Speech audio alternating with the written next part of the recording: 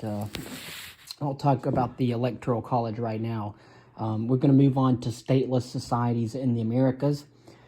Beyond Central America and the high ridges of the Andes Mountains on the Great Plains of North America, along the Amazon River in South America, and on the islands of the Caribbean Sea, other communities of Amerindians were also beginning to master the art of agriculture and to build organized societies.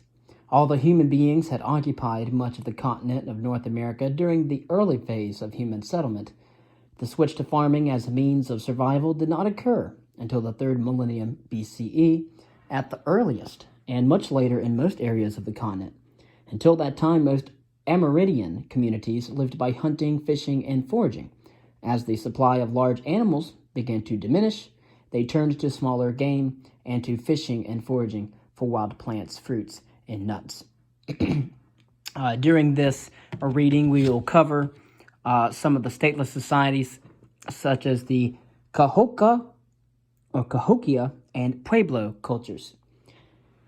First, we will talk about the Eastern Woodlands. It was probably during the 3rd millennium BCE that peoples in the Eastern Woodlands, or the land in eastern North America from the Great Lakes to the Gulf of Mexico, began to cultivate indigenous plants for food in a systematic way. As wild game and food became scarce, some communities began to place more emphasis on cultivating crops. This shift first occurred in the Mississippi River Valley, from Ohio, Indiana, and Illinois down to the Gulf of Mexico. Among the most commonly cultivated crops were maize, squash, beans, and various grasses.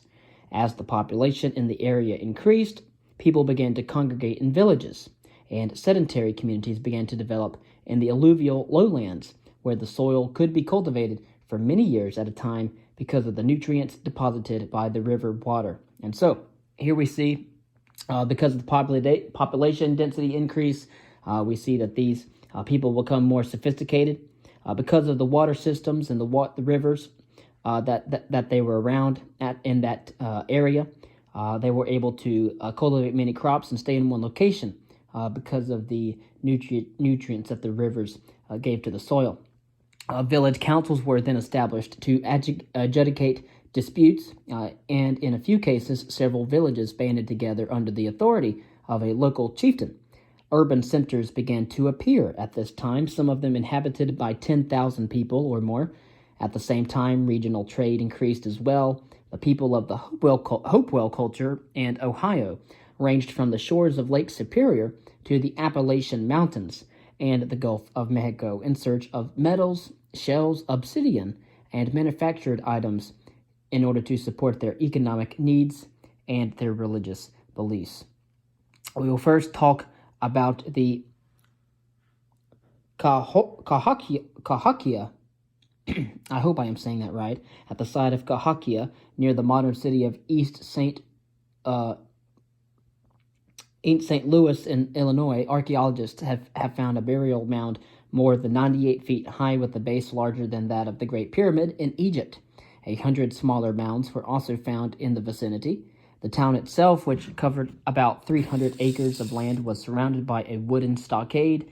It was apparently the administrative capital of much of the surrounding territory until its decline in the 1200s. With a population of more than 20,000, it was reportedly the largest city in North America until Philadelphia surpassed that number in the early 19th century.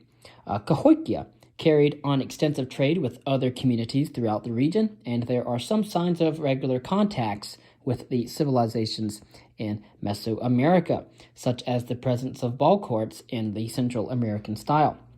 But wars were not uncommon, leading to Iroquois, who inhabited much of the modern states of Pennsylvania and New York, as well as parts of southern Canada, in order to create a tribal alliance called the League of Iroquois.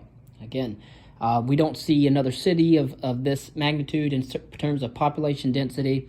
From the 1200s, we don't see another until about the early 1900s, with that of being the city of Philadelphia. And, of course, the ancient Pueblo peoples west of the Mississippi River Basin. Most Amerindian peoples lived by hunting or food gathering.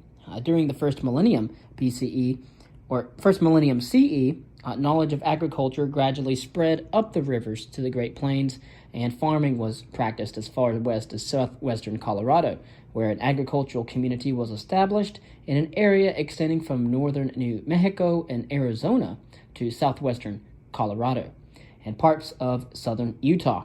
Although they apparently never discovered the wheel or used beasts of burden, these ancient Pueblo peoples, formerly known by the Navajo name Anasazi, or alien ancient ones, created a system of roads that facilitated an extensive exchange of technology, products, and ideas throughout the region.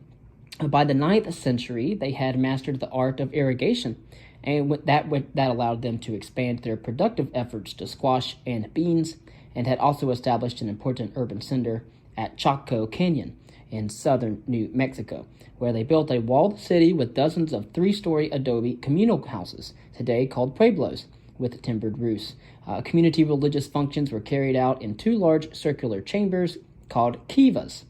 Clothing was made from hides or cotton cloth. At its height, Pueblo Bonito contained several hundred compounds housing several thousand residents. Pueblo Bonito, again, that's a city.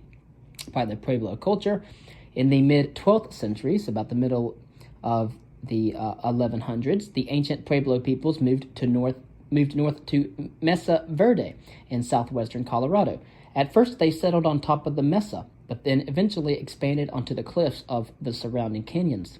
Sometimes during the late 13th century, again the late 1200s, however, Mesa Verde was also abandoned and the inhabitants migrated southward. Their descendants, the Zuni and the Hopi, now occupy pueblos in central Arizona and New Mexico, thus leading them to adopt their new name. For years, archaeologists surmised that a severe drought was the cause of the migration, but new evidence has raised doubts that decreasing rainfall by itself was a sufficient explanation. An increase in internecine warfare, perhaps brought about by climatic changes, may also have played a role in the decision to relocate.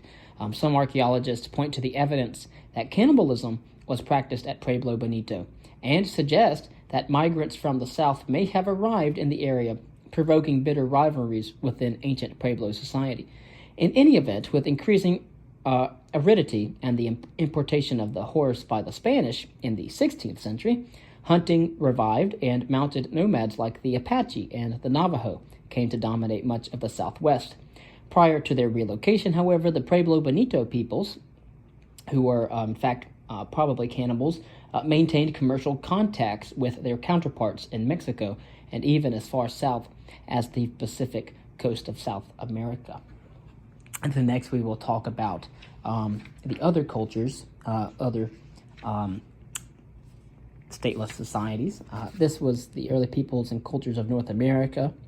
We see the regions of human settlement in pre-Columbian North America, including the short-lived Viking colony in Newfoundland. And next we'll go over the Arawak and Amazonia cultures.